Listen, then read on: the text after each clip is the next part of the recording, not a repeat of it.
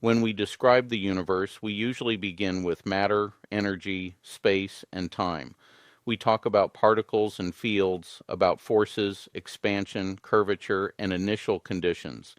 These concepts form the backbone of modern physics, and they work remarkably well. But underneath all of them, there is a quieter distinction that physics already relies on, even if we rarely isolate it directly, the difference between what fades quickly and what lasts. Physics, at its core, is a study of persistence. Conservation laws are statements about what persists. Symmetries are statements about what survives transformation. Stable solutions to equations of motion are patterns that endure rather than collapse. Even when we talk about randomness, we are implicitly talking about how fast information is lost. This observation does not challenge existing physics. It is embedded in it. What I want to explore is whether persistence itself, under carefully constrained and testable conditions, can play a small but systematic role in shaping large-scale cosmic structure. I am not proposing a new force. I am not proposing new particles. I am not proposing violations of general relativity, quantum field theory, or causality. I am proposing that long-lived informational structure can be treated as an effective influence in the same disciplined way physics already treats pressure, entropy, or average stress energy. General relativity tells us how space-time curvature responds to energy and momentum. The standard cosmological model gives us a statistical description of how matter, radiation, and expansion evolve across cosmic time. Effective field theory gives us a framework for incorporating additional contributions when microscopic details are unknown, provided symmetries and conservation laws are respected. The idea I am presenting lives entirely inside those guardrails. In statistical mechanics, we routinely move between microscopic and macroscopic descriptions. We do not track every molecule in a gas to describe temperature, we average. But that averaging is not arbitrary. It preserves the degrees of freedom that survive collisions and randomization. The variables that remain are precisely the ones that persist. At cosmological scales, we already do something similar. We do not track every particle interaction. We describe fluids, power spectra, and correlation functions. We care about what survives coarse-graining. Information, in this context, does not mean knowledge or observers. It means distinguishable structure, correlations that reduce the number of accessible future states. A system with no memory has no such constraints. A system with correlations does. Persistence is simply the measure of how long those correlations remain dynamically relevant. Most correlations in the universe decay rapidly. Expansion dilutes them. Thermal processes erase them. Chaotic dynamics scramble them. But not all correlations are equally fragile. Some are protected by symmetry. Some are tied to geometry. Some are encoded non-locally, making them slow to erase. The hypothesis here is modest, but precise. The universe forgets almost completely, but not perfectly, and that imperfect forgetting leaves subtle, statistical traces in large-scale structure. This is not persistence as a driver, it is persistence as a bias. It does not control evolution, it slightly skews probabilities. In general relativity, the Einstein field equations relate geometry to the stress-energy tensor. In practice, that tensor often contains effective contributions, average stresses, vacuum terms, and collective behavior that are not fundamental fields.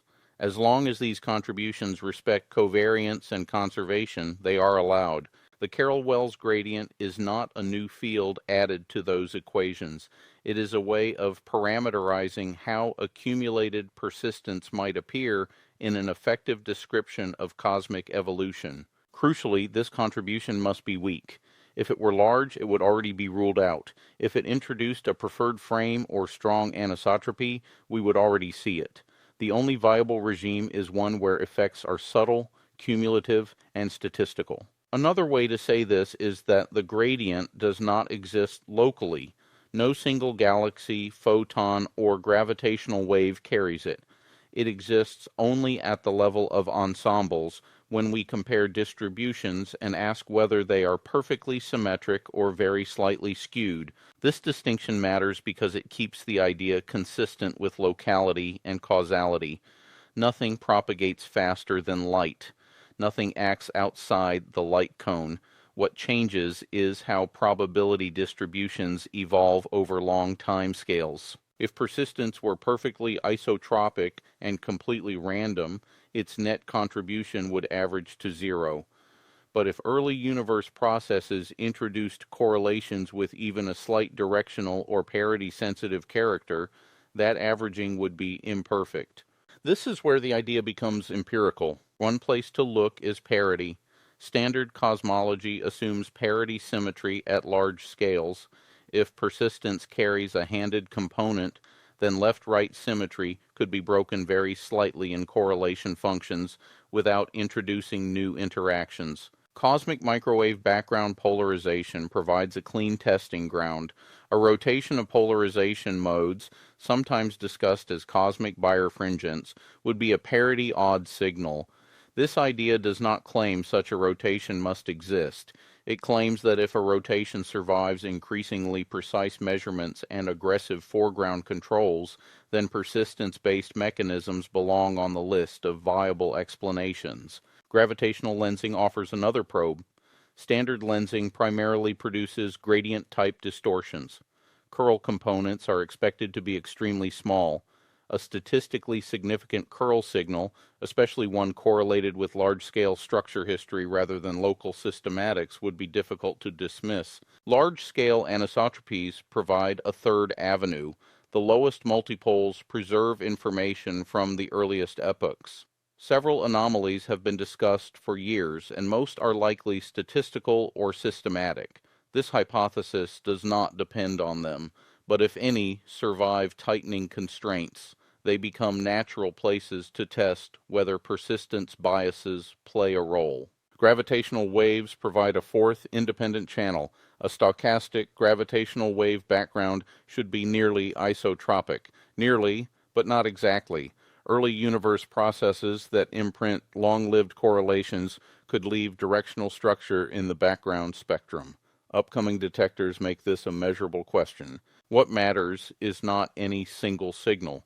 It is whether multiple independent observables point in the same qualitative direction. Weak, parity-sensitive, history-dependent effects that cannot be easily absorbed into noise models. To keep this disciplined, the effect must be minimal. In an effective description, it should be captured by a single amplitude parameter, a persistence coupling in the statistical sense. If that parameter is consistent with zero across datasets, the idea fails cleanly. If it is non-zero, it must appear with the same sign and scaling across independent probes. This requirement is not a weakness, it is the entire point. There are clear null tests. Rotate sky maps, scramble phases, split data by frequency bands, cross-compare surveys with independent pipelines. If a signal tracks foregrounds, it is not cosmic. If it flips with instrument configuration, it is not cosmic. If it vanishes under cross-survey consistency tests, it is not cosmic. There is no mechanism here to rescue the idea if the data say no. That restraint is intentional. Cosmology has a long history of overfitting. The only defense against that is discipline. This proposal introduces no new particles, no adjustable potentials, and no violations of established conservation laws. It also does not claim to solve dark matter, dark energy, inflation, or fine-tuning. Those are separate problems with their own frameworks. This idea is orthogonal to them. So why does this matter? Because most of modern physics is built around dynamics, how systems evolve given laws and initial conditions, but dynamics alone do not explain outcomes. Two systems can obey identical equations and still produce very different large-scale structures, simply because some patterns last and others do not. What we usually call initial conditions are really just the patterns that survived long enough to matter. Persistence reframes that. Instead of asking only what laws govern evolution, it asks what structures resist erasure.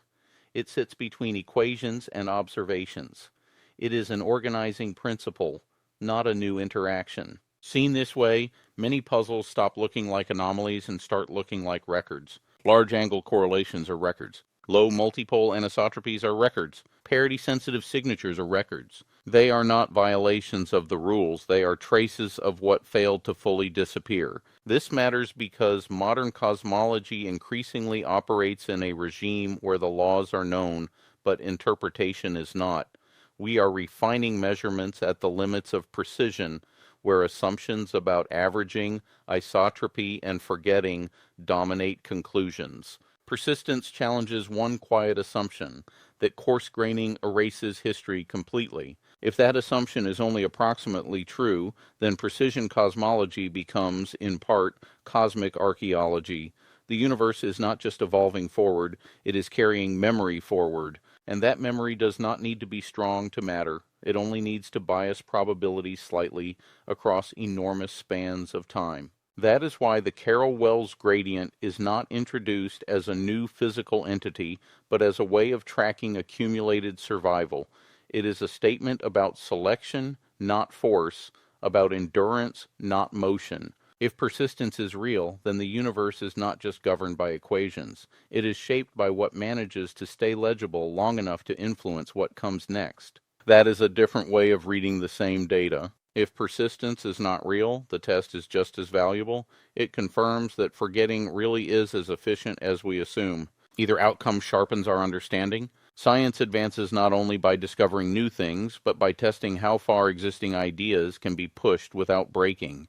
This work lives at that boundary. Small effects, long timescales, and subtle correlations. That is exactly where modern cosmology already operates. The next generation of data will decide whether this window closes or sharpens.